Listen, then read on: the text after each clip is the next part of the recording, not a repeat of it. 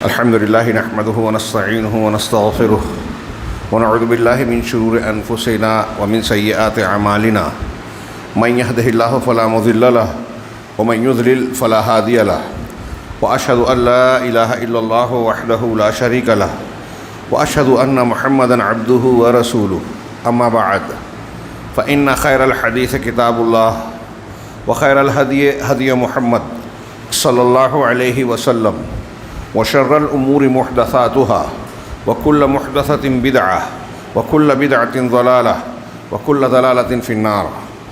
أعوذ بالله من الشيطان الرجيم. بسم الله الرحمن الرحيم. وأوحينا إلى موسى أن أسر بعبادي إنكم متبعون فأرسل فرعون في المدائن حاشرين إن هؤلاء لشرذمة قليلون وإنهم لنا لغائظون وإنا لجميع حاذرون فأخرجناهم من جنات وعيون وكنوز ومقام كريم كذلك وأورثناها بني إسرائيل فأتبعوهم مشرقين فلما تراءى الجمعان قال أصحاب موسى إنا لمدركون قال كلا إن معي ربي سيهدين فأوحينا إلى موسى أن اضرب بعصاك البحر. محترم حاضرین، پچھلے ہفتہ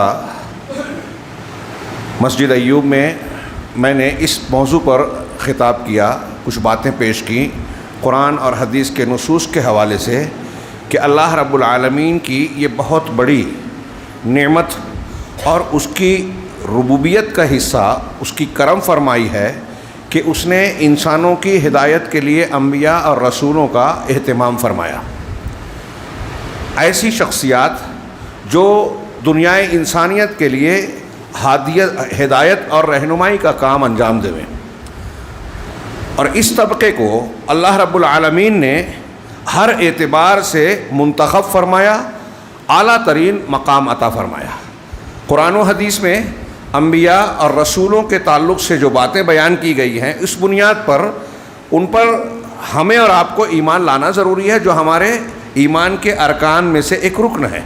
اور اس کی تفصیلات میں ہم بہت سی چیزیں مانتے ہیں جو قرآن و حدیث میں بیان کی گئی ہے کہ ہر نبی اپنی شخصیت میں قوم کا رہنما، مکمل انسان، دنیا کا سب سے بہترین گروہ نبیوں کا گروہ. ان میں درجات ضرور ہیں، لیکن غیر نبی کے مقابلے میں کوئی بھی نبی سب سے اونچا مقام رکھتا ہے. انہوں نے دیانت داری کے ساتھ، امانت داری کے ساتھ اپنے حق کو، ذمہ داری، رسالت کے کام کو انہوں نے بخوبی انجام دیا. اور اس طریقے سے اللہ رب العالمین نے مختلف انبیاء اور پیغمبروں کو نشانیاں دیں، معجزات دیے. ان سے متعلق جو تفصیلات ہم کو قرآن و حدیث سے ملتی ہیں، ہم ان ساری چیزوں پر ایمان رکھتے ہیں. اللہ تبارک و تعالیٰ نے قرآن میں ان کے تذکرے کے ساتھ ساتھ کہا کہ اللہ تعالیٰ نے ان کو ہدایت دی. اولئک ھداھم اللہ فبھداہ مقتدہ، لہٰذا انہی کی ہدایت کی پیروی کیجیے. میں نے قدر تفصیل سے یہ بیان کیا کہ اللہ کے نبی صلی اللہ علیہ وسلم کے خطاب کے ساتھ امت یعنی ہم اور آپ بھی اس کے مخاطب ہیں. اور پھر ہم یہ دیکھتے ہیں کہ قرآن میں اللہ رب العالمین نے متعدد انبیاء کرام علیہم الصلاۃ والسلام کے واقعات کو، ان کی سرگزشت کو ہمارے سامنے بیان کیا. کیوں بیان کیا؟ قصے کہانی کے لیے نہیں، بلکہ اس لیے کہ ان واقعات میں ہم اپنی زندگی کو آئینے کی طرح دیکھ کر اس کو درست کریں اور عبرت و نصیحت کو حاصل کریں. دنیا میں انسانوں کے جو بھی کردار ہیں، آج بھی ہم جن کرداروں کو دیکھتے ہیں، اچھے، برے، نیک، درمیانی، آپ انبیاء کرام علیہم الصلاۃ والسلام کے واقعات میں ان کی نقل یا ان کا عکس دیکھ سکتے ہیں، اور اس کی روشنی میں یہاں ہدایت حاصل کر سکتے ہیں کہ اگر پیچھے کسی کافر، سرکش مخالفین انبیاء کا یہ انجام ہوا تو آج اس سے مختلف نہیں ہوگا. پچھلی قوموں میں اگر نبی کو ماننے والے، توحید پر چلنے والوں کا جو انجام ہوا، اللہ رب العالمین نے ان کی مظلومیت اور مادی طور سے کمزوری کے باوجود ان کی انجام کار ان کی مدد فرمائی. آج بھی یہی ہونا ہے. اچھے لوگوں کا اچھا انجام ہو کر رہے گا، یہ ہمیں اس میں نظر آتا ہے. اور یہی وجہ ہے، میں نے عرض کیا کہ انبیاء کرام علیہم الصلوۃ والسلام کے قصوں اور واقعات کو قرآن میں جو بیان کیا گیا، حدیثوں میں بیان کیا گیا، وہ ہمارے لیے عبرت کا سامان ہے. لیکن افسوس پچھلی قوموں کی طرح اس قوم نے یعنی امت محمدیہ نے بھی اتنے واضح سبق کو فراموش کر دیا. جب یہ بات واضح ہے، ہم اور آپ سب مانتے ہیں، یا یوں کہیے کہ تقریباً ہر مسلک کا انسان مانتا ہے. صوفیہ وغیرہ جو ہیں بعض انبیاء کے مقابلے میں اپنے پیروں کو، مشائخ کو، سلسلے کے بانی کو زیادہ اونچا مانتے ہیں. خواب، حکایات، جھوٹی اور غلط دلیلوں کی بنیاد پر، جو کفر ہے. نبی سے بہتر اگر کسی نے کسی کو مانا تو اس میں کوئی اختلاف نہیں ہے کہ یہ کفر ہے.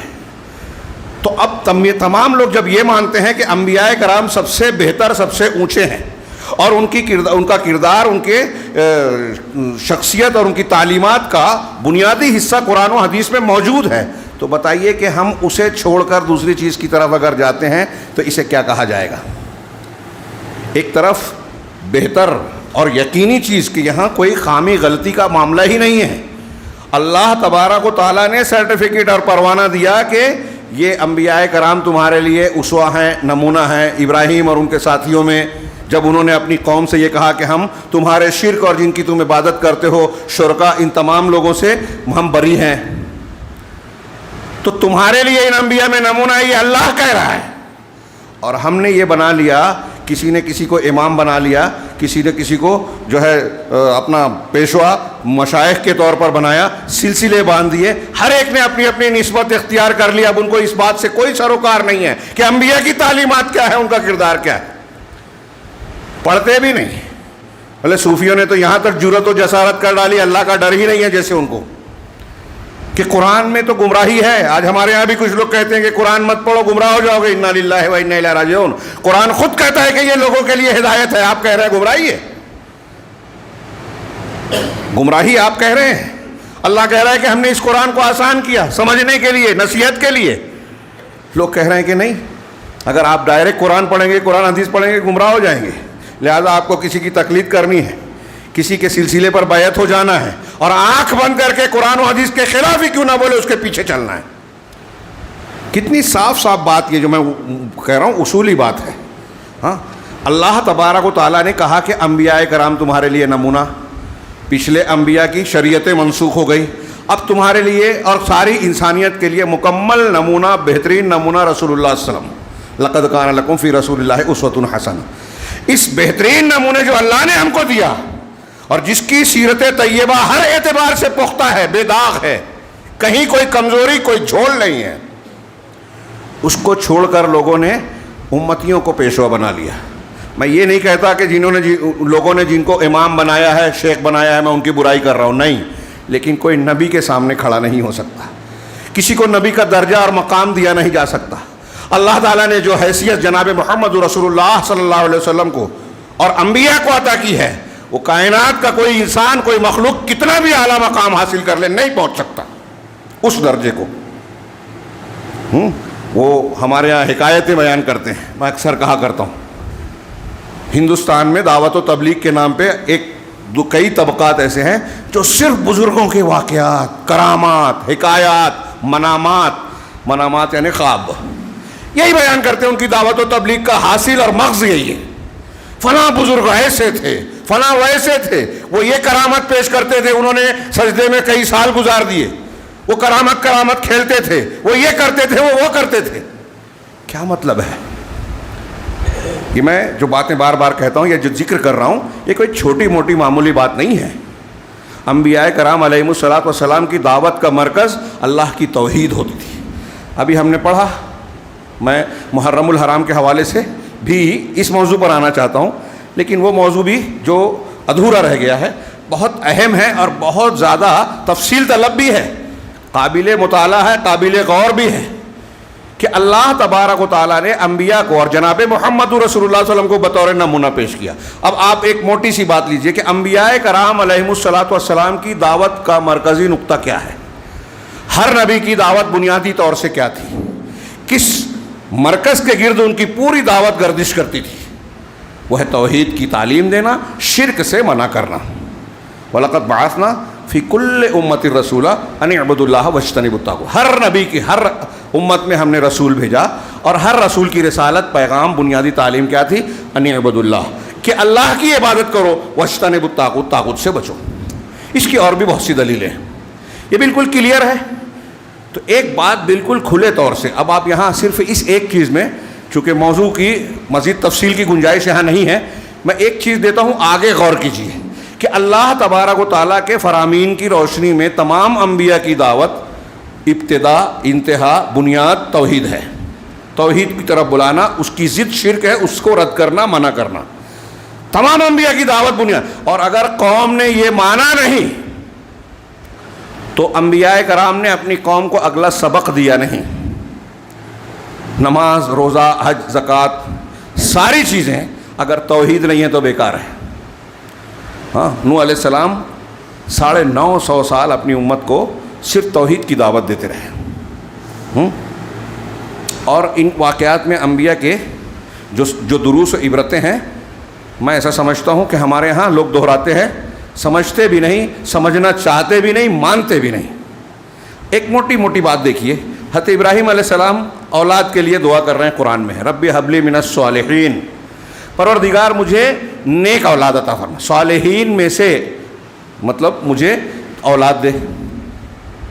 یہ کون مانگ رہا ہے؟ سیدنا ابراہیم۔ میں نے کئی بار یہ بات پیش کی ہے، یہ ایک مثال ہے، جتنے انبیاء کرام کی دعائیں ہیں ان سب پر غور کیجیے کہ انبیاء کرام اللہ سے مانگ رہے ہیں، بیٹا مانگ رہے ہیں، بیٹی مانگ رہے ہیں، نیک اولاد۔ ابھی ہم اور آپ نے پڑھا، سنا، جانا کہ دنیا کا کوئی بزرگ، پیر، ولی نبی کی پیر کی دھول کے درجے کو نہیں پہنچ سکتا۔ اب نبی خود اولاد اللہ سے مانگ رہے ہیں، اس کا مطلب ان کی طاقت نہیں ہے کہ خود اولاد حاصل کریں، وہ اللہ کے محتاج ہیں۔ انبیاء بھی اللہ کے محتاج ہیں، اور جب انبیاء محتاج ہیں، انبیاء بھی اللہ سے مانگنے والے ہیں، تو پھر اولیاء صالحین کے ہاتھ میں طاقت، قدرت کیا ہوگی؟ کیا وہ اللہ تبارک و تعالیٰ کی جگہ اللہ نے ان کو کچھ ڈپارٹمنٹ دے دیا ہے کہ فلاں جو ہے اولاد دے گا، فلاں روزی دے گا، فلاں بیماری سے شفا دے گا، فلاں مصیبت اور مشکل کو دور کرے گا، وہ خواجہ ہے، وہ قطب ہے، وہ بندہ نواز ہے، وہ غریب نواز ہے، وہ فلاں ہے؟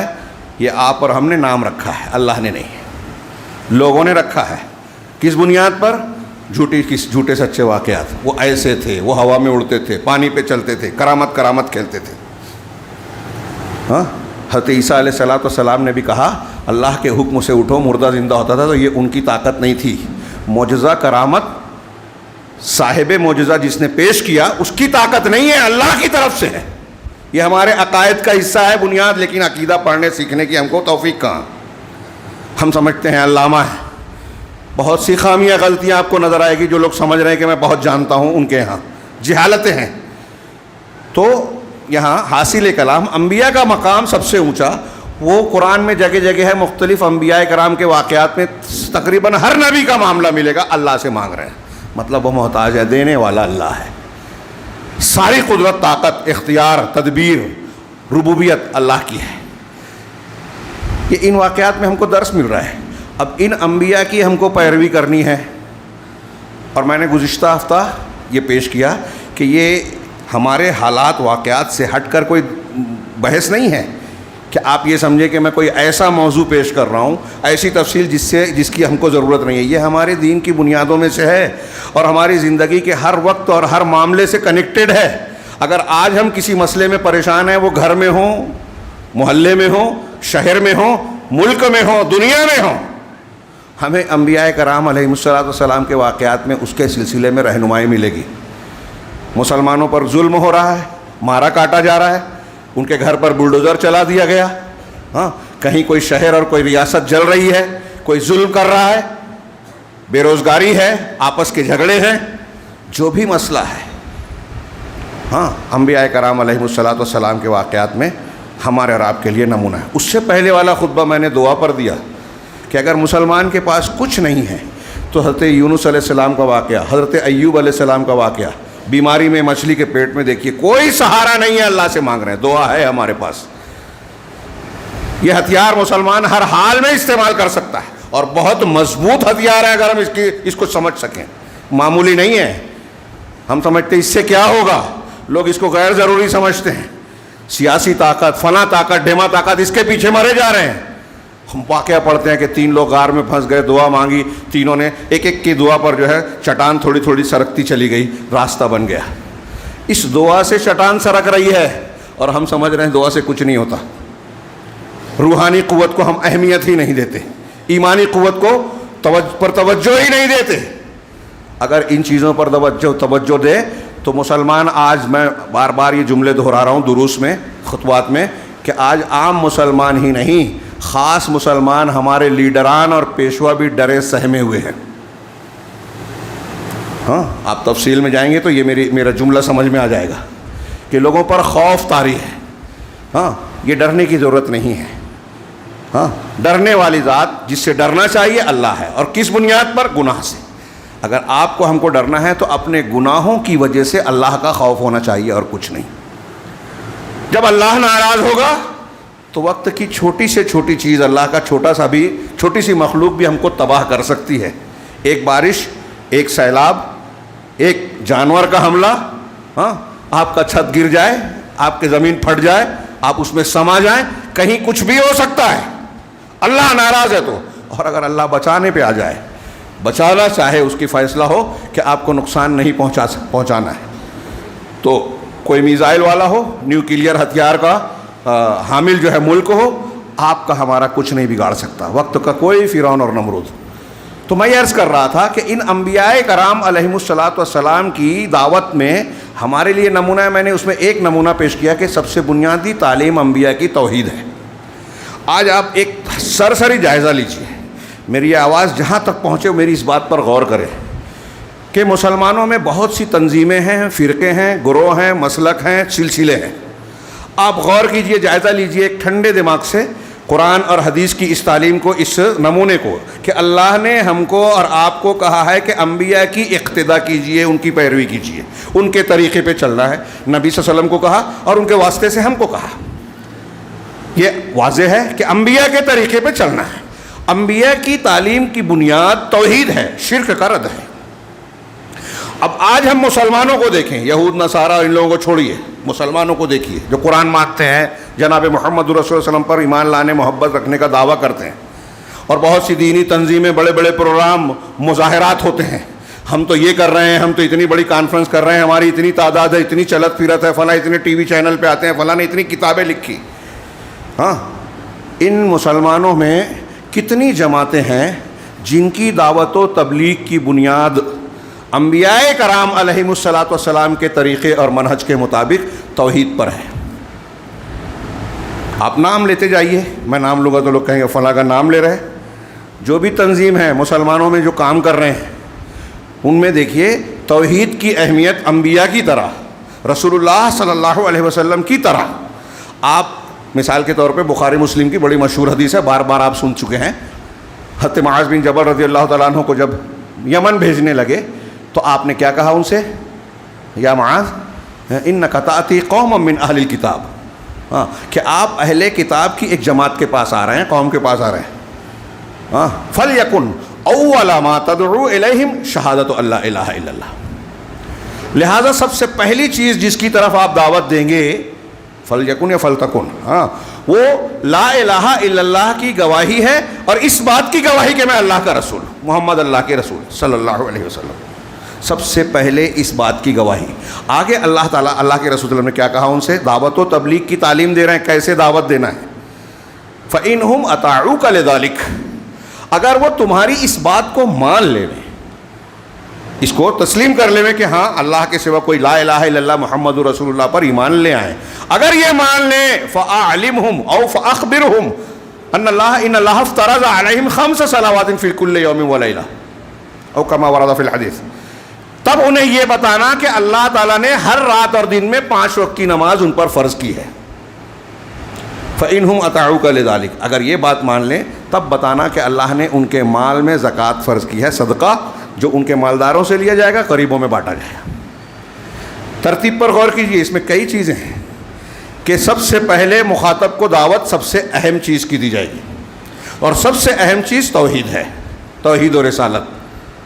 یہ عقیدہ اور منہج درست کرنے والی چیز ہے. جب آپ توحید پر ہیں تو عقیدہ درست کر رہے ہیں.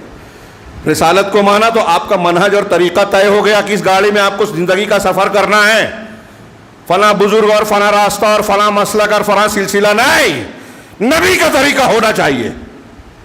اتنی موٹی سی بات قوم کو، ملت کو، امت کے بڑے طبقے کو سمجھ میں نہیں آتی، اور میں یہ کہہ رہا ہوں اسے اختلافی مسئلہ کہیں گے۔ صاف سیدھی تعلیم ہے، یہ صراط مستقیم ہے۔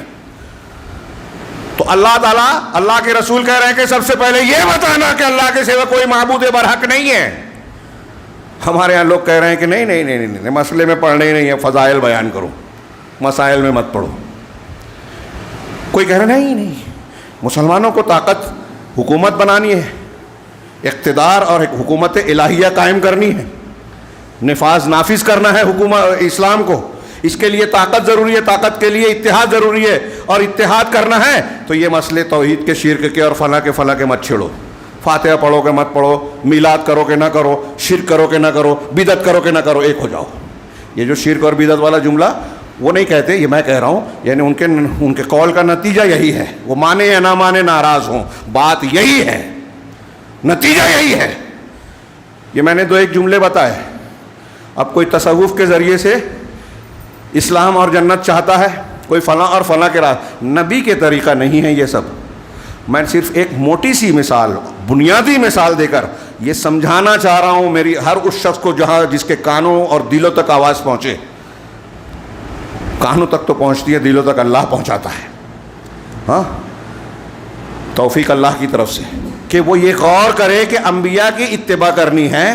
اور آج مسلمان کہلانے والے بہت سارے طبقات اور مسالک اور سلسلے موجود ہیں، وہ اس دعوت پر، انبیاء کے اس طریقے پر نہیں ہیں، اس لیے وہ اہل حق نہیں ہیں۔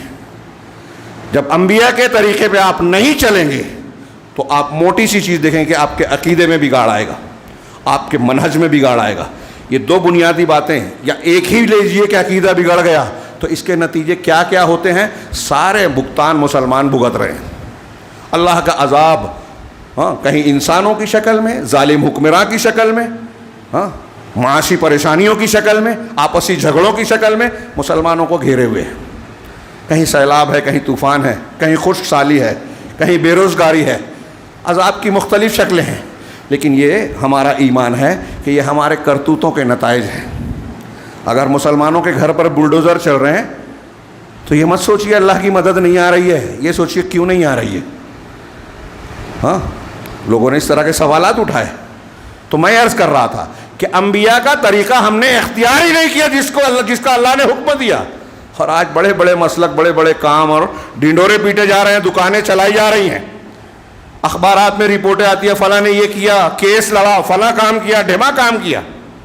ہاں، لیکن یہ بولنے کی توفیق، کل پہلی مرتبہ میں نے ہمارے یہاں کے MLA کا بیان دیکھا، بہت خوش ہوئی طبیعت کہ انہوں نے کہا وندے ماترم ہمارے دین کی، اسلام کی، ابو عاصم صاحب اور انہوں نے، میں نام اس لیے لے رہا ہوں کہ یہ اس کی حوصلہ افزائی ہونی چاہیے۔ بہت پہلے ہم کو یہ کرنا تھا کہ عقائد کے سلسلے میں جو ہماری تعلیمات توحید سے متصادم چیزیں اس کو واضح کر دیں۔ ہاں، سنگ پریوار اور مسلمانوں کے دشمن ایسی چیزوں کی اسٹڈی آج مسلمانوں سے زیادہ رکھتے ہیں، اور سوال اٹھا رہے ہیں کہ مسلمان یہ کیوں نہیں پڑھتا، یہ کیوں نہیں کرتا، جانتا ہے وہ کہ اسلامی تعلیم کے یہ خلاف ہے۔ ہاں، وندے ماترم اور جے بھومی پوجا والی جو کلمات ہیں، وہ پارلیمنٹ میں جو ہوا تھا کہ وہ فلاں کلمہ کیا جے، ہاں نہیں ایک دوسرا لفظ تھا مٹی کے لیے، ملک کے لیے، وہ جملہ نہیں کہہ سکتے، کچھ مسلمانوں نے کہہ دیا۔ ہاں، وہ ملک کو کہا کہ اس کو ہم پوجا کرتے ہیں۔ تو اس کی یہ ہماری ڈیوٹی اور ذمہ داری تھی، جماعتوں کی، دینی شخصیات کی، مسلم نمائندوں کی۔ جب ہم خود ہی نہیں جانیں گے تو ہم لوگوں کو کیا بتائیں گے، اپنے بچوں کی تربیت کیا کریں گے۔ میں یہ بنیادی طور سے عرض کرنا چاہتا ہوں، اور بڑی دردمندی کے ساتھ، کہ انبیاء کرام کی دعوت اور ان کی کردار کو ہم اگر دیکھیں تو ہمارے لیے زندگی کے ہر مسئلے کا حل موجود ہے، اور اس میں سب سے بنیادی چیز ہے توحید کو اختیار کرنا۔ اس ایک چیز کو اختیار نہ کرنا یا اپنے منہج کو درست نہ رکھنا، اس کے جو نتائج ہوتے ہیں نا، اس میں اگر آپ عنوان صرف طے کریں، اگر بولیں تو ایک ایک چیز پر ایک ایک ہفتہ ہو سکتا ہے کہ عقیدے کے بگاڑ سے اختلاف پیدا ہوتا ہے، عقیدے کے بگاڑ سے، منہج کے بگاڑ سے بدعتیں اور خرافات مسلمانوں کے اندر آتی ہیں، عقیدے اور اس کے بگاڑ سے جو ہے مسلمانوں میں عصبیت اور تعصب پیدا ہوتا ہے۔ آج ہمارے یہاں دیکھیے عصبیت اور تعصب، پھر گروہی عصبیت، علاقائی عصبیت، مختلف عصبیتیں ہیں برادری کی اور فلاں کی، یہ ہم آج پیش کرتے ہیں۔ ہاں، ہندوستان کے بہت سارے دلت اور غیر مسلم اس لیے مسلمان ہوئے کہ مسلمانوں میں اونچ نیچ نہیں ہے۔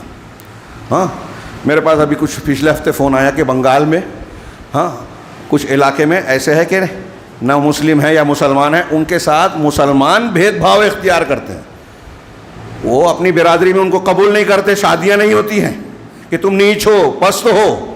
اسلام میں یہ کہاں ہے؟ ہاں، اللہ کے نبی صلی اللہ علیہ وسلم نے حضرت زینب بنت جہش کی شادی پہلے اللہ کے حکم سے حضرت زید سے کروائی جو آزاد کردہ غلام تھے، پھر ان سے طلاق ہونے کے بعد خود آپ نے نکاح کیا اللہ کے حکم سے۔ دو بڑی کہ منہ بولے بیٹے کا کوئی اعتبار نہیں ہے، آپ کے منہ بولے بیٹے تھے، تو آپ کی ان کی متعلقہ سے آپ کی شادی کر کے یہ بھی رد کروایا، اونچ نیچ کا بھی رد کروایا۔ اور یہ ایک ہی مثال نہیں ہے، ہمارے یہاں فقہ حنفی میں بھی ہے، حنفی مسلک کی کتابوں میں، کہ قریشی اور فلاں جو ہے ایک دوسرے کے کفو نہیں ہیں، یہ انصاری جلاح حائق کہتے ہیں اس کو عربی میں، اس کی شادی قریشی سے نہیں ہو سکتی، فقہ حنفی میں ہے، حنفی مسلک کی کتابوں میں ہے۔ انہوں نے حوالہ دیا کہ مسلم پرسنل لا والے بھی یہ کہتے ہیں، وہ کہتے ہیں، یہ کہتے ہیں اسلام کی یہ تعلیم نہیں ہے، اونچ نیچ اسلام میں نہیں ہے، ہرگز نہیں۔ ہاں، لیکن افسوس ہمارے یہاں عوام ہی نہیں، خواص بھی بعض علاقوں کے یعنی علماء اور اس درجے کے لوگ بھی اس کو مانتے ہیں۔ مسلمانوں میں اونچ نیچ صرف تقوی کی بنیاد پر ہے۔ ایسی 20 مثال ملے گی صحابہ میں۔ حضرت عبدالرحمن بن عوف قریشی ہے نا، اپنی سگی بہن کی شادی حضرت بلال سے کروائی، جو غلام تھے، حبشی تھے، سیاہ فام تھے۔ بہت سی مثالیں ملے گی۔ ہمارے یہاں لوگ بہت دینداری جھاڑتے ہیں ہندوستان میں، اور یہ دیکھیے کئی علاقے میں ایک پلیٹ میں 2 لوگ کھانا نہیں کھاتے، ہندوؤں کا اثر ہے، ہندوانہ تہذیب کا، جھوٹا نہیں پیتے کھاتے۔ ایسی کئی چیزیں ملے گی آپ کو۔ آپ سعودی عرب میں جائیے، وہاں کا ایک کروڑ پتی ارب پتی انسان، ایک عام آدمی اگر کھا کے اٹھائے اس کی جھوٹی پلیٹ میں کھانا کھانے میں مسلمان ہے تو کوئی آر محسوس نہیں کرے گا۔ آدھا گلاس پیا ہوا پانی وہ پی لے گا بلا کسی جھجک اور تردد کے۔ وہاں اسلام عمل میں نظر آئے گا آپ کو، جن کو ہم اسلام سے دور کہتے ہیں۔ ایک سے زیادہ شادی کا وہ مذاق نہیں اڑاتے، ہنسی نہیں اڑاتے، سنت ہے، اجازت ہے، بہت سے مسائل کا حل عمل کرتے ہیں۔ ہاں، ہمارے یہاں دوسروں کا اثر ہے ہم پر، بات تھوڑی پھیل گئی، لیکن اس تناظر میں ہے کہ انبیاء کی دعوت سے جب آپ ہٹیں گے، انبیاء کو آپ اپنا مرکز ہدایت اور اپنا نمونہ نہیں مانیں گے، تو ساری برائیاں آہستہ آہستہ ہمارے عقیدے اور عمل میں آتی جائے گی۔ اور نتیجہ کیا نکلے گا کہ ایک طرف ہم دکھاوا میں، ہم آج دیکھ رہے ہیں کہ اسلام اور مسلمان ہونے کا دعویٰ تو بہت ہے کہ ہم مسلمان ہیں، اسلام ہے، لیکن حقیقی اسلام مسلمانوں کے بیچ میں اجنبی ہے۔ بدأ الاسلام غریبا وسیعود کما بدا، کہ اسلام اجنبیت کی حالت میں، کئی تفسیر میں سے ایک یہ زیادہ مشہور یہی ہے، اجنبیت کی حالت میں شروع ہوا، اور اللہ کے رسول نے فرمایا کہ ان قریب ایسے ہی لوٹ آئے گا کہ آپ صحیح اسلام پر عمل کریں گے، لوگ کہیں گے ارے یہ کیا نئی چیز لایا ہے، جبکہ وہی پرانی ہے، وہی پرانی چیز ہے، لیکن اس کو لوگ اجنبی محسوس کریں گے، نیا محسوس کریں گے۔ یہ جہالت کا نتیجہ ہے، اصل اسلام کے لوگوں میں کمیاب ہو جانے کا نتیجہ ہے۔ اس کی تعلیمات چھوڑ کر لوگوں نے رسم و رواج کو، اکثریت کو، لوگوں کے دیکھا دیکھی والے اسلام کو اسلام سمجھ رکھا ہے۔ آج ہمارے ہاں یہی سب سے بڑی، آج بہت لوگ کہتے ہیں وسائل اعلام، ذرائع ابلاغ بہت عام ہیں، ہر آدمی کی جیب میں اور ہاتھ میں موبائل ہے۔ دنیا کی لائبریریاں ہمارے یہاں بٹن پہ ہے، لیکن لائبریری اور کتاب کون پڑھتا ہے؟ ہمارے یہاں لوگ موسیقی گانے سنتے ہیں، فضول کی بحث اور مباحثہ کرتے ہیں۔ ایسے مسائل میں ہمارے نوجوان، ہماری نسل زیادہ سر کھپاتی ہے جس سے اس کا تعلق ہی نہیں ہے۔ حکومت کیسی ہونی چاہیے، سعودی عرب میں یہ حکومت بدل جانی چاہیے، ان کو یہ نہیں کرنا تھا، تفصیل کچھ معلوم نہیں ہے، خود جاہل ہیں، حکمتیں معلوم نہیں ہیں، معاملات معلوم نہیں ہیں، اور اپنا دماغ وہاں لڑا رہے ہیں۔ آپ کے کہنے سے کیا تبدیلی اور اصلاح ہو جائے گی؟ لیکن اسی میں دماغ کھا پائیں گے. ہاں کچھ مسائل ایسے ہیں پوری دنیا کا ایک چاند ہونا چاہیے. آپ اگر کوئی مان بھی لے تو آپ نافذ کر سکتے ہیں. ہاں اور کیا یہ عمل میں ممکن ہے؟ یہ آپ کا کام ہے. لیکن اس میں سر کھا پاتے ہیں. بحث جواب الجواب سلسلہ بندھا ہوا ہے آدھی رات تک اور فجر چھوڑ دیں گے ایسے مسئلے سے جس کا تعلق. تو ہمارے یہاں لوگ وقت ضائع کر رہے ہیں, غیر ضروری مسائل میں سر کھپا رہے ہیں. جو کرنے والا کام ہے وہ نہیں کرتے. ہاں ان ذرائع ابلاغ کے فوائد کا کوئی استعمال نہیں کرتا, علم حاصل نہیں کرتے, علماء کی مجلسوں پر کوئی اہمیت نہیں دیتے. بلکہ اب تو علماء جو چیزیں مفید ہیں ان کو مضر بنا دیا گیا. اب یہ ایک ٹاپک ہے, پوری دنیا میں کتابیں لکھی جا رہی ہے کہ نوجوانوں کو چاہیے علماء کی مجلس, علماء کا ساتھ اختیار کریں. اس کی اہمیت ہی نہیں سمجھتی ان کو. علماء کی مجلس انبیاء کی مجلس ہے, کیونکہ علماء انبیاء کے وارث ہیں. یہ ان علماء کی جو قرآن و حدیث کو جاننے والے ہیں. ہاں بدعت و خرافات کی تبلیغ کرنے والے نہیں, ان علماء کی بات کی جا رہی ہے. لیکن آپ دیکھیں گے کہ لوگ علم سے, علماء سے آج بیزار ہیں, دور ہیں, اس کو غیر اہم سمجھتے ہیں. ان کے لیے دنیا کے بہت سے بیکار امور بڑی اہمیت کے حامل ہیں. گھنٹوں موبائل پر رہیں گے, غیر ضروری بلکہ نقصان دہ گناہ والے پروگرام دیکھیں گے. لیکن قرآن و حدیث کے دروس سننے کے لیے, جمعہ کے خطبوں کو 5 منٹ زیادہ سننے کے لیے بڑا بھاری پڑے گا, بڑا بوجھل محسوس ہوگا. خیر, میں یہ عرض کر رہا تھا انبیاء کرام علیہم الصلاۃ والسلام ہمارے لیے نمونہ ہیں, اور پھر جناب محمد رسول اللہ صلی اللہ علیہ وسلم کو کلی طور سے ہمارے لیے نمونہ بنایا گیا. لقد کان لکم فی رسول اللہ اسوۃ حسنہ. اللہ تبارک و تعالیٰ نے اس مقصد کے تحت بہت سارے انبیاء کرام کو نمونے کے طور پر قرآن میں پیش کیا. اور ابھی ہم عید الاضحیٰ, ذی الحجہ, حج اور قربانی کے دینی اعمال سے گزرے ہیں. اس کے حوالے سے سیدنا ابراہیم علیہ الصلاۃ والسلام اور آل ابراہیم کی سیرت اور ان کی زندگیاں ہمارے سامنے تازہ کی گئی کہ کس طرح انہوں نے توحید اور توحید کے تقاضوں کی تکمیل کی. اور ہمارے اور آپ کے لیے نمونہ ہے ان کی زندگیوں میں, عبرت و نصیحت کے سامان ہے, حوصلہ اور تسلی دینے کے عناصر ہیں کہ وقت کا بادشاہ, وقت کی قوم بھی اگر ایک شخصیت کے, ایک اکیلے انسان کے خلاف ہو جائیں, لیکن اگر وہ اللہ والا ہے, توحید والا ہے, تو اللہ رب العالمین نے اس کو بچانے کا ذمہ لیا ہے. اس نے اگر زبان سے یہ کہا ہے حسبنا اللہ و نعم الوکیل, اللہ ہمارے لیے کافی ہے اور وہ بہترین کارساز ہے, اگر اس نے زبان سے کہا ہے تو یہ ہوائی بات نہیں ہے. اللہ رب العالمین اپنے نیک بندوں کو ضائع نہیں کرتا, رسوا نہیں ہونے دیتا. کس طریقے سے معجزانہ طور پر بچایا آپ کو اور ہم کو. اس نبی کے حوالے سے, حضرت ابراہیم کے حوالے سے یہ واقعہ تازہ کرایا گیا گزشتہ ماہ. اور اس کے فوراً بعد جو دوسرا مہینہ آ رہا ہے محرم الحرام, جس میں ہم ابھی داخل ہوئے, یہ اسلامی تقویم یعنی کیلنڈر کا پہلا مہینہ ہے. اب یہاں بہت ساری بحثیں ہیں اور میں ایسے وقت موضوع پر آ رہا ہوں جب وقت ختم ہو چکا. تھوڑی سی بات, تمہیدی بات کہہ کے آج کا خطبہ ختم کریں گے. انشاءاللہ آئندہ ہفتہ اس موضوع پر جو ہے گفتگو کریں گے کہ اللہ تبارک و تعالیٰ نے محرم الحرام, اس کے بعد جو مہینہ ہے, اس کی کیا حیثیت ہے ہم کو اور آپ کو واضح کی. قرآن کے مطابق, حدیثوں کے مطابق یہ مہینہ اشہر حرم میں سے ہے, 4 حرمت والا مہینہ.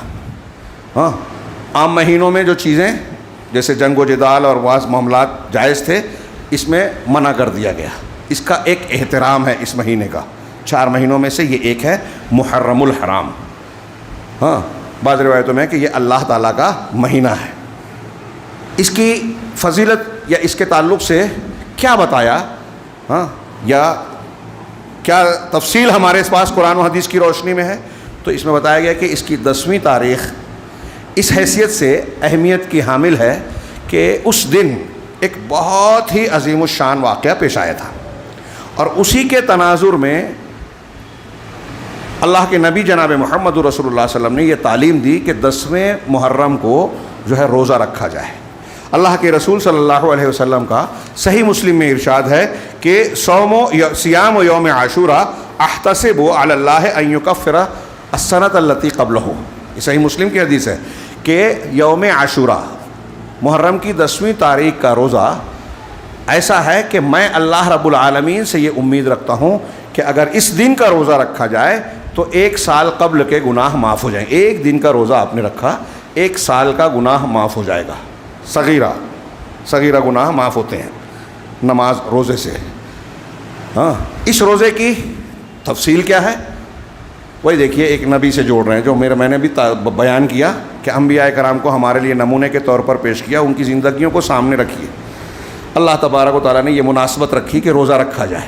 ہاں اللہ کے نبی جناب محمد رسول اللہ صلی اللہ علیہ وسلم جب ہجرت کر کے مدینہ تشریف لائے تو مدینہ میں اور اس کے ارد گرد میں یہود کے 3 قبائل بڑے بڑے موجود تھے. دیکھا کہ 10ویں محرم کو وہ بھی روزہ رکھتے ہیں, نبی صلی اللہ علیہ وسلم پہلے بھی رکھتے تھے. ہاں کہا یہ روزہ کیوں رکھتے ہیں؟ تو ان کا کہا ھذا یوم صالح یوم عظیم. ہاں نجى اللہ فیہا موسیٰ وقومہ من فرعون وآلہ او کما قال, کہ یہ بہت عظیم اور نیک اور اچھا دن ہے. یہ وہ دن ہے جب اللہ تبارک و تعالیٰ نے حضرت موسیٰ علیہ السلام کو اور آپ کی قوم کو, حضرت موسیٰ کو اور آپ کی قوم کو فرعون اور آل فرعون کے ظلم اور جبر سے نجات دی تھی. معجزانہ طریقے سے حضرت موسیٰ علیہ السلام اور بنی اسرائیل کو دریا سے باہر لگایا اور پھر اسی دریا میں فرعون اور آل فرعون کو غرق کر دیا, ڈبو دیا. تب اللہ تبارک حضرت موسیٰ علیہ السلام نے اللہ کے شکر کے طور پر اس دن کا روزہ رکھا. اللہ کے شکر کے طور پر اس دن کا روزہ رکھا, اور ہم بھی ان کی متابعت میں اللہ تبارک ہم بھی روزہ رکھتے ہیں. نبی کریم صلی اللہ علیہ وسلم نے جب یہ سنا تو فرمایا نحن اولا و احق بموسیٰ منکم, کہ ہم تمہارے مقابلے میں موسیٰ علیہ السلام کے زیادہ حقدار اور ان سے زیادہ قریب ہیں, لہٰذا ہم بھی روزہ رکھیں گے. اور بعد میں پھر آپ نے کہا آخر سال میں کہ اگر میں آئندہ سال زندہ رہا تو یہود کی مخالفت کرنے کے لیے 10ویں تاریخ کے ساتھ 9ویں کا بھی روزہ رکھوں گا. صحیح حدیث میں یہی ہے. 10ویں کے ساتھ 11ویں کا جو تذکرہ ہے اس میں کلام ہے, بعض لوگ اس پر بھی عمل کرتے ہیں. تو یہود کی مخالفت کی جائے اس لیے 10ویں کے ساتھ 9ویں کا بھی رکھوں گا. یہ عاشورے کا روزہ, محرم الحرام کی حرمت والی اہمیت, بس اگر غور سے دیکھا جائے شرعی اعتبار سے یہ محرم الحرام کی حیثیت ہے. ہاں موسیٰ علیہ السلام اور فرعون کا پورا واقعہ میں نے جو قرآن کی آیت سورہ شعراء کی پڑھی, بڑا عبرت والا. ہاں آئندہ ہفتہ اگر میں یہاں رہا تو اس کو بیان کروں گا. میں صرف یہاں یہ کہنا چاہتا ہوں کہ قرآن حدیث کی روشنی میں ایک واقعہ یہ ہے جس کو ہم کو یاد کرنا چاہیے, اور اس حوالے سے پچھلے انبیاء کی اقتدا کا ایک اور ان کی قوم میں ان کے واقعے میں جو ہمارے لیے عبرت کا سامان ہے اس کو تازہ کیا گیا. اس کے علاوہ قرآن کی حدیثوں کی بہت سی نصوص یہ بتاتی ہیں کہ ہمیں صحابہ کرام کے طریقے پہ چلنا ہے. نبی کا طریقہ ماننا ہے, لیکن نبی کو ویسے ماننا ہے عقیدے میں, عمل میں, قول میں, فعل میں, جیسے صحابہ کرام نے مانا. 72-73 فرقے ہوں گے, سب جہنم میں جائیں گے سوائے ایک کے. کون؟ جس پر میں اور میرے صحابہ ہیں. سب کو یہ حدیث معلوم ہے. اللہ کے رسول صلی اللہ علیہ وسلم نے کیا طریقہ بتایا؟ صحیح طریقہ نبی کا طریقہ اور صحابہ کا طریقہ. تو ہمیں نبیوں کا طریقہ پہ چلنا ہے, صحابہ کا طریقے پہ چلنا ہے. یہ ہمارے لیے نجات کا راستہ ہے. لیکن جب محرم الحرام شروع ہوتا ہے تو نبیوں کی بھی مخالفت سکھائی جاتی ہے. ہمارے یہاں ایک ایسا ڈھانچہ بنا دیا گیا رفض و تشیع, اسلام کے خلاف سازشوں کے نتیجے میں, کہ ہمارے سامنے محرم الحرام کی جو تصویر آتی ہے اس کی وہ باتیں جو مشہور ہیں وہ یا تو انبیاء کی مخالفت ہے یا صحابہ کے خلاف ہے. یہ صحابہ کرام نے اس ہجری سال کو ہجرت سے, اسلامی سال کو ہجرت سے جوڑا. مسلمانوں کا کیلنڈر ہجرت سے جڑتا ہے. تفصیل کا موقع نہیں ہے, بیان کرتا رہا ہوں میں, اور آپ دوسرے علماء کرام سے سنتے اور خود بھی پڑھتے رہتے ہیں کہ اس موقع پر ہجرت کو یاد کیا جائے. ہجرت مسلمانوں کے آغاز کا ذکر ہے, جہاں قربانیاں ہیں, صبر ہے, توحید ہے. توحید کے لیے جان مال کو لٹا دینا ہے, گھر بار کو چھوڑ دینے کا قصہ اور واقعہ ہے, جس کی بنیاد پر اسلام کو پروان ملی, فروغ ملا. غزوہ بدر, احد اور دوسرے غزوات میں جو مسلمانوں کو فتوحات نصیب ہوئی, فتح مکہ ملا, وہ سب ہجرت کے بیچ کا نتیجہ تھا. صحابہ کرام کی دور اندیش نگاہوں نے حضرت عمر فاروق کے زمانے میں اس واقعے کو اسلامی تقویم کی بنیاد قرار دیا.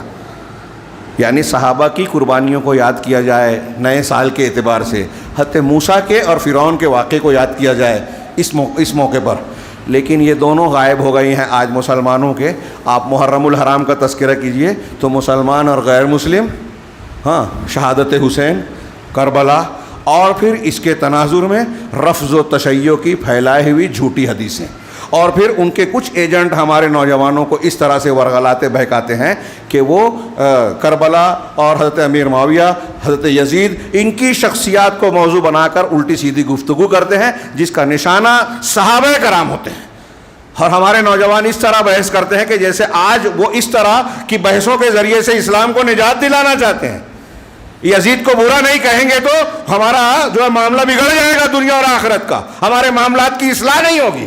ایسا لگتا ہے لوگ اسی پہ پوری طاقت صرف کر دیتے ہیں، حالانکہ تلک امۃ قد خلت.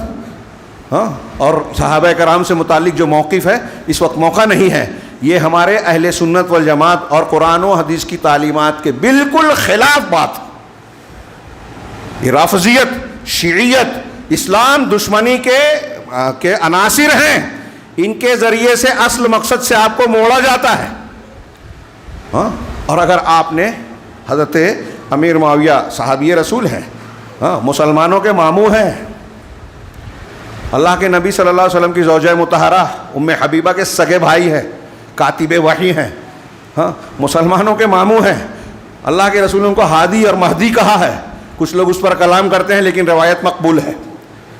تو جن کو اللہ کے رسول نے ہدایت والا اور ہدایت یافتہ کہا ہے، اس کو آج کل کے ہمارے کچھ لوگ، وہ رافضی تو چھوڑیے، کچھ مسلمان، وہ کوئی انجینئر ہے، یہاں حسینی صاحب ہیں اور مودودی صاحب ہیں، فلاں صاحب ہیں، خلافت و ملوکیت اور دوسرے ناموں پہ جو ہے اس کو اس طرح سے بیان کرتے ہیں ایسا لگتا ہے کہ کوئی عام آدمی ہو اور آپ کو اور ہم کو اس پر تنقید کرنے کا پورا حق حاصل ہو گیا.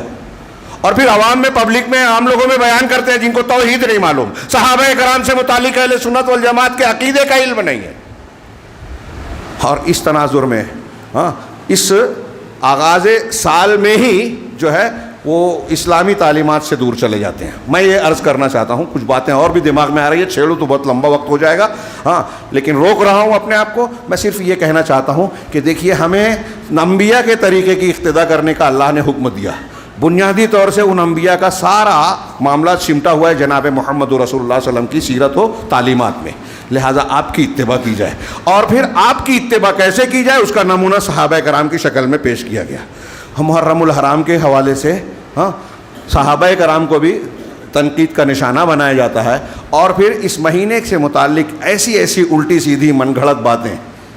ہر سال کچھ نہ کچھ نئی باتیں سنیں. کل ایک صاحب نے فون کر کے پوچھا کہ کچھ لوگ کہتے ہیں کہ محرم کے پہلے عشرے میں مچھلی نہیں کھانا چاہیے، ایسی کوئی حدیث ہے کیا؟ میں نے ان سے کہا کہ یہ میں زندگی میں پہلی بار سن رہا ہوں. اور پتہ نہیں کیا کیا رافضیت اور شیعیت نے بہت ساری چیزیں اس طرح کی مشہور کر رکھی ہے. سنیوں میں شیر باغ، تعزیہ اور ایسی چیزوں کو حضرت حسین علیہ السلام کے مزار کی نقل کے طور پر جو ہے مشہور کر رکھا ہے. اور اس کے تعلق سے بناوٹی احکامات ہے. ہمارے شہر مالیگاؤں میں کچھ اور ملیں گے، برہان پور میں کچھ اور ملیں گے، کہیں اور لکھنؤ میں جائیں وہاں کچھ اور احکامات میں، کیونکہ یہ بدعت ہے، شریعت سے نہیں ہے. رافضیوں، شیعوں کی اور اللہ کے رسول، صحابہ، تابعین، طب تابعین اور ان کے بہت بعد میں ایجاد کی ہوئی تیمور لنگ ہندوستان میں لایا، اور اس سے پہلے جو ہے ایک شیعہ نے، ابن معیز نے جو ہے شروعات کی تھی اس کی. ایسی چیزوں کے حوالے سے محرم کا تعارف کیا جاتا ہے، لیکن حقیقی تعارف، عبرت کا سامان ہمارے لیے ان واقعات میں ہے جو قرآن و حدیث سے میں مذکور ہیں. واقعہ کربلا اللہ کے رسول صلی اللہ علیہ وسلم کی وفات اور دین مکمل ہونے کے 50 سال بعد رونما ہوا. انشاءاللہ ان چیزوں کی تفصیلات ہم آئندہ ہفتوں میں پروگراموں میں سنیں گے اور جانیں گے. اللہ سے دعا ہے کہ وہ ہمیں صحیح دین کو جاننے اور اس کے مطابق عمل کرنے کی توفیق عطا فرمائے، اور اسی پر زندہ رکھے، اسی پر موت دے. اس کی برکت سے دنیا میں بھی فتنوں اور ہر قسم کے عذاب سے محفوظ رکھے، اور مرنے کے بعد بھی ہر قسم کے عذاب سے محفوظ رکھے. اقول قولی ھذا واستغفر اللہ لی ولکم ولسائر المسلمین وصلی اللہ علی نبینا محمد. بارک اللہ لنا ولکم فی القرآن المجید ونفعنا وإیاکم بالآیات والذکر الحکیم. انہ تعالی جواد کریم ملک بر غفور رحیم.